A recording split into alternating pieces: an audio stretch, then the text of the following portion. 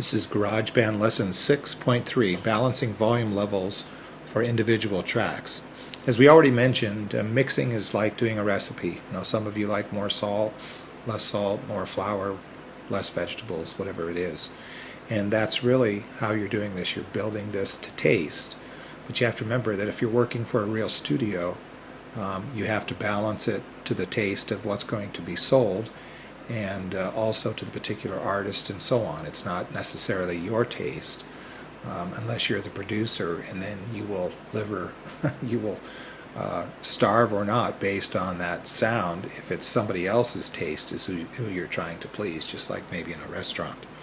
Okay, so what we want to do is we're going to leave those where we had them, and I think I've minus 2.4. I'm just double checking here.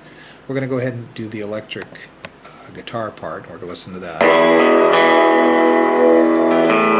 So right now we're noticing that the electric rhythm guitar part here is much louder than these two parts, and it kind of takes it away.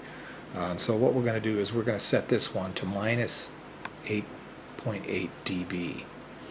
And of course you can change it to how you like, but I'm just going by what the book says. Now, one way to determine whether or not a part is too loud or really too soft is to listen to it, and while it's playing, mute it. Right? And if you don't miss it, if you don't hear a difference, rather, then you know that it's too low. And so that's an important thing to do. The next thing we're going to do is to add the bass track, and where is that? The picked bass. That's this one here. So since we've done a couple of these tracks already, a better thing might be is for us to unsolo these tracks, okay, and then just to mute the two tracks that we haven't done, and then we can just add them back in. Now the reason we're doing that is because we can now balance our sound off the ones that we've completed.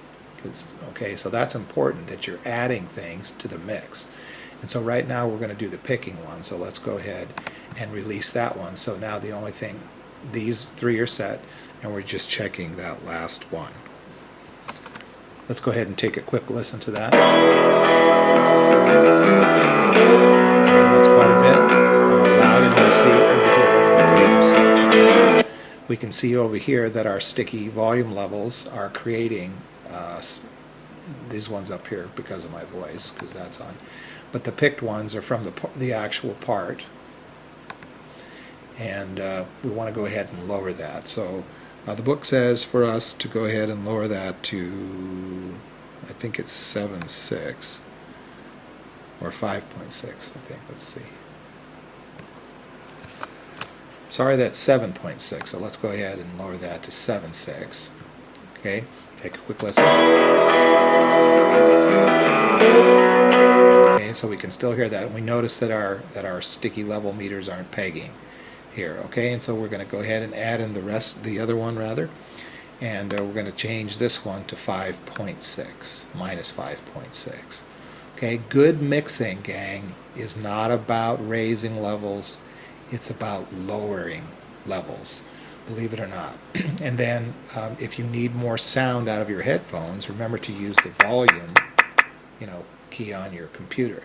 Then at the end of the process, and the mastering process, is where you'll take your level of your mix and bring it to the maximum volume as a song. That's where it's done. So let me repeat that.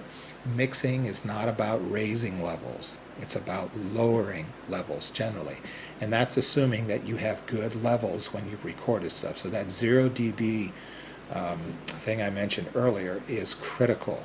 So it takes, spend time when you're recording instruments or whatever to make sure that you get a solid level. Otherwise you're going to waste hours of time later on. And get a new mic.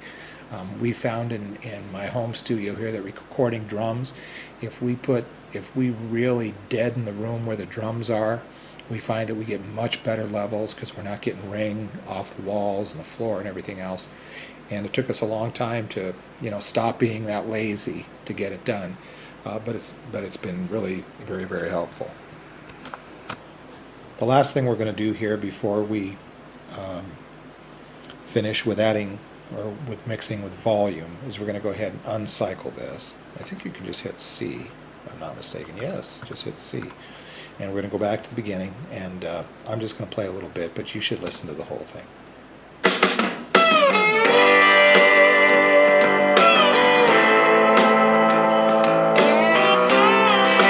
Sounds much more professional.